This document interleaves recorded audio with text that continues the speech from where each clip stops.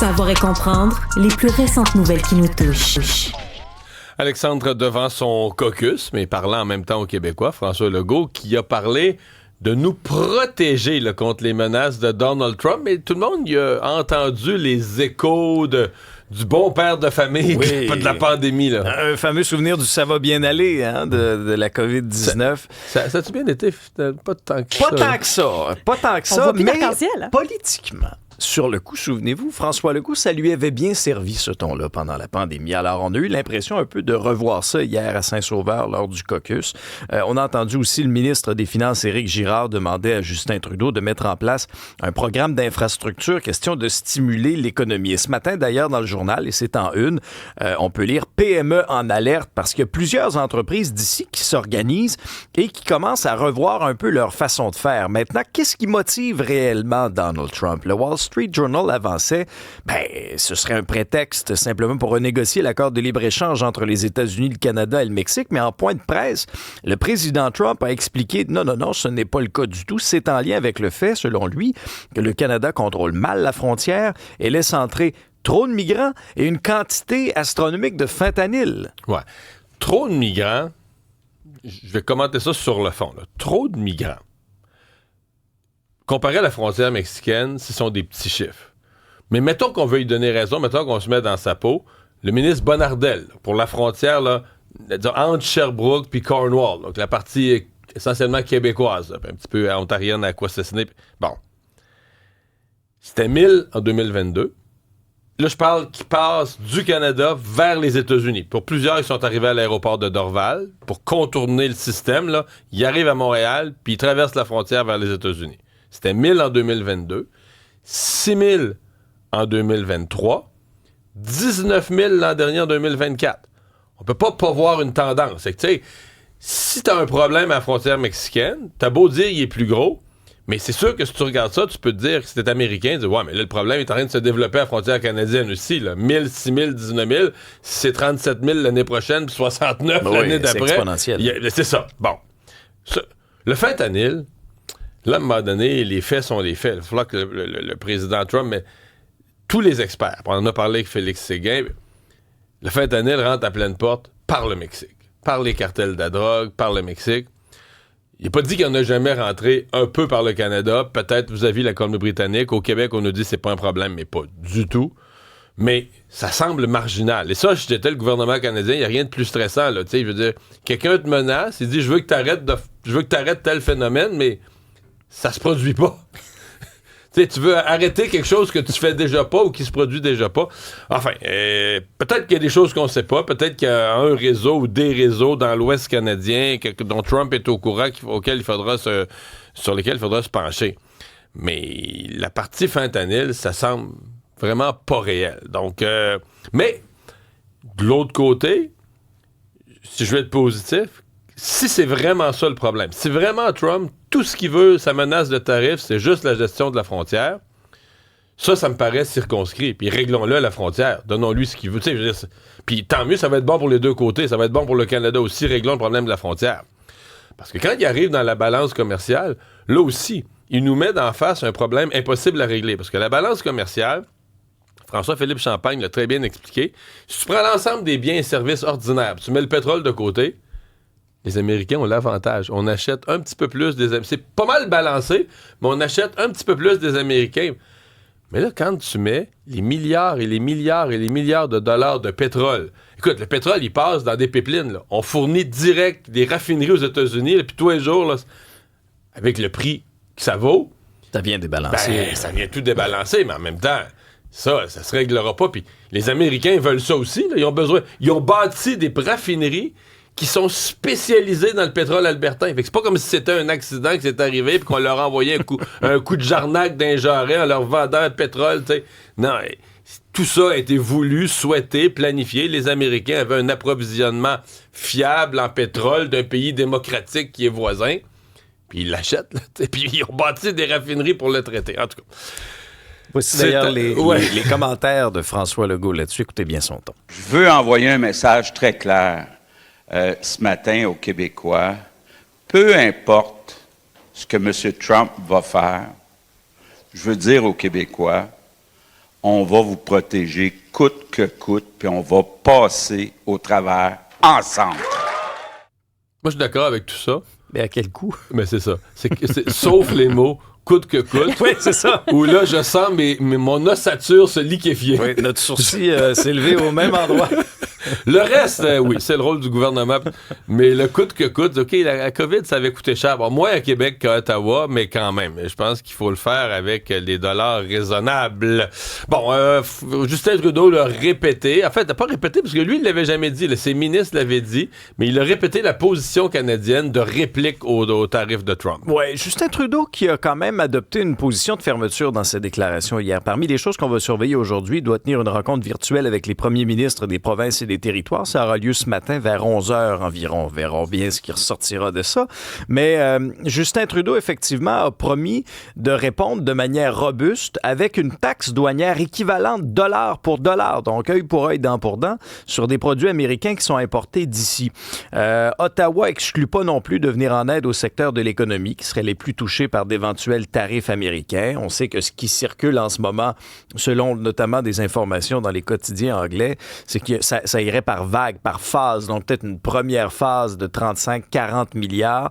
Ensuite, si on doit resserrer la vis encore, on augmenterait peut-être à 110 milliards. Voici Justin Trudeau. Nous allons être là pour travailler avec eux, pour créer de la prospérité en Amérique du Nord. Mais oui, s'il y a des tarifs injustes, on va répondre de façon robuste et on va être là pour soutenir les Canadiens et protéger nos intérêts. Pendant ce temps, deux décisions majeures de Donald Trump. D'abord, c'est les émeutiers du Capitole, incluant les plus violents, là, parce qu'il y avait eu... Même c'est le vice-président J.D. Vance qui avait dit non, oui, on va libérer des gens, mais là, ceux qui ont commis des gestes violents, c'est comme s'il allait avoir un tri, là, puis une évaluation de la violence des gestes.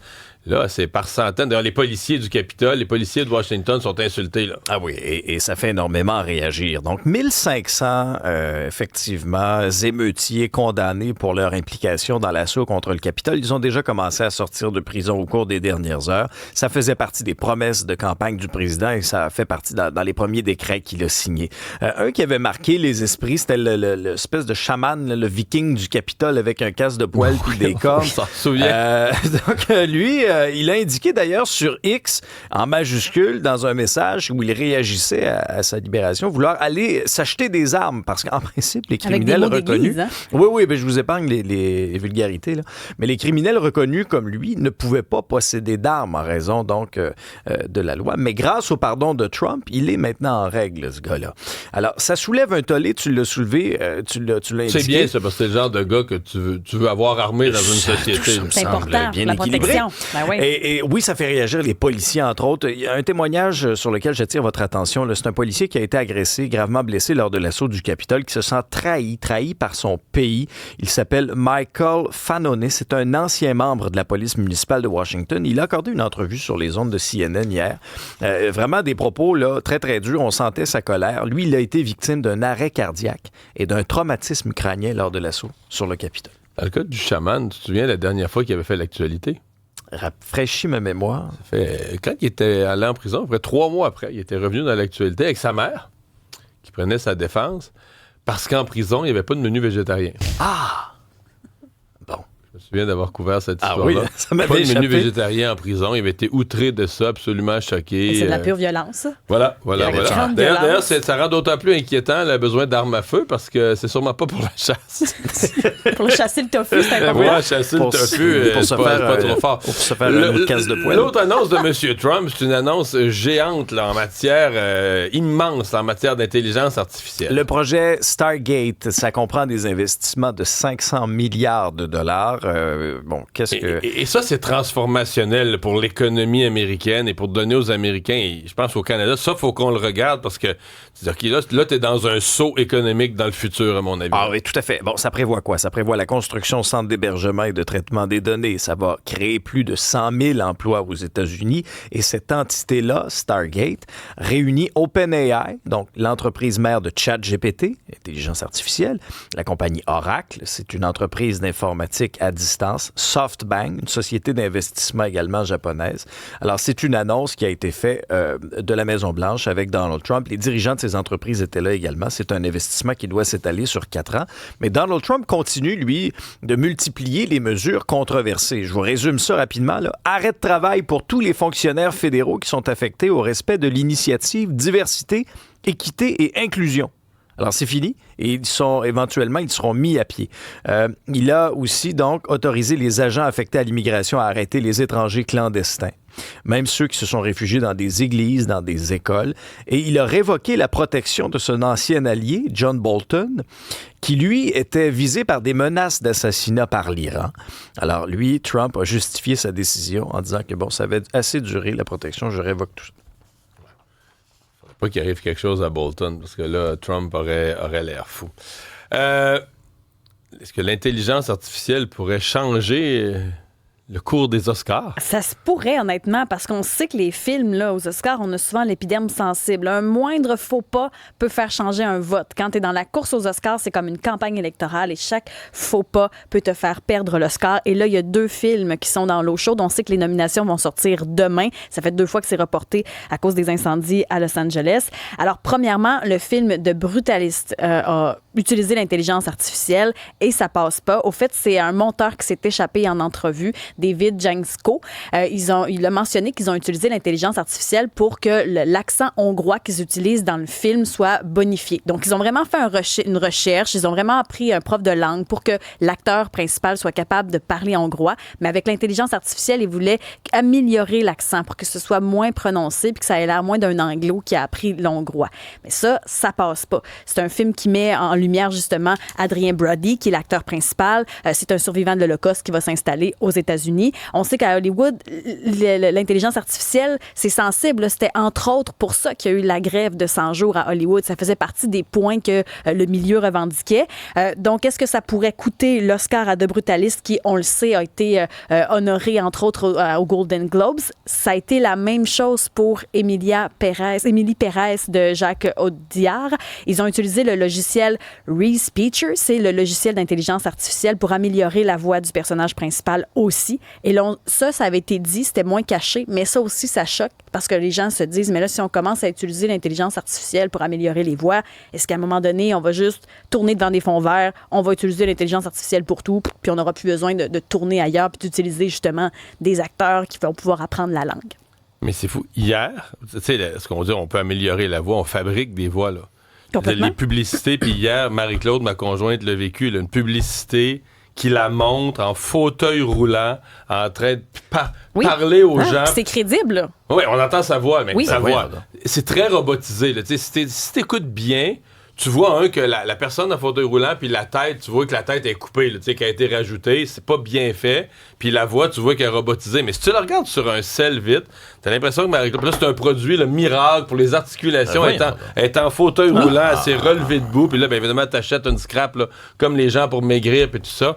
Puis elle est obligée de faire une publication sur Instagram. Elle est obligée de faire une publication pour dire c'est une fraude, c'est une arnaque, mais il n'y a aucune arnaque c'est sûr que quelqu'un s'est fait prendre à leur pied. Il y a toutes les arnaques que quelqu'un se fait prendre. Bien, au fait, c'est que tu n'as pas d'outils pour aller contre ça. Il n'y a rien qui est fait puis pour Facebook les fraudeurs. diffuse ça. Il n'y a pas de souci. Même si tu signales, ils ne ferment pas les comptes. Non, même si tu signales Facebook, tu sais, Facebook, tu signales, devrait envoyer à la police. Tu trouves, qui le détenteur de compte? C'est quoi l'adresse IP pour envoyer à la police? Ils font rien. Facebook fait souvent, absolument on signale, rien. Puis après ça dit, non, ça ne contrevient pas aux règles de communauté. Mais ça m'est arrivé. Non, dans le sens qu'il n'y a personne de tout nu. Exact. Il n'y a pas, tu sais. Ben non, vous faites juste voler notre identité. Nos photos, notre nom. Et puis vous prenez nos fans. Non, c'est fou comment il n'y a pas de règles. Dans le cas d'intelligence artificielle au cinéma, ce qui m'énerve, c'est qu'est-ce que ça fait que la personne a un accent hongrois? Elle a appris la langue. Mais c'est parce que c'est toute l'idée qu'on ne sait plus ce qui est vrai puis pas. Mais c'est ça, je pense, qui nous énerve. Puis je comprends qu'aux Oscars, on ne va pas jouer dans ça. Là. Non, puis c'est correct que ce soit imparfait. Je veux dire, quand je regarde un film puis quelqu'un a un accent, ça me choque pas. Au contraire. Le Canadien a gagné. Oui, une victoire de 3-2 contre le Lightning de Tampa Bay. Début de Slavkovski, Newhook, Evans,